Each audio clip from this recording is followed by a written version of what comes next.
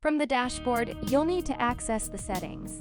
Under System Settings, select Currencies. This will display a list of your currently configured currencies. To add a new currency, click on the plus Add Currency button. A currency sidebar will appear on the right. In the currency search field, typing the name of the currency you wish to add. Scroll through the list and now we select UAE Dirham. Once selected, UAE Dirham will appear at the top, and AED will automatically selected in the currency field. This field displays the standardized 3-letter code of the currency selected from the currency search field.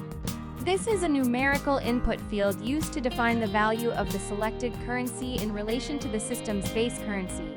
Now, enter the appropriate exchange rate for this currency. For instance, we will enter 3.67. After entering the exchange rate, Submit button to save your changes. A saved successfully notification will confirm that the currency has been added. You will now see AED listed with its exchange rate and marked as active in your list of currencies. This field determines the number of digits that are displayed after the decimal separator for monetary values. Thanks for watching.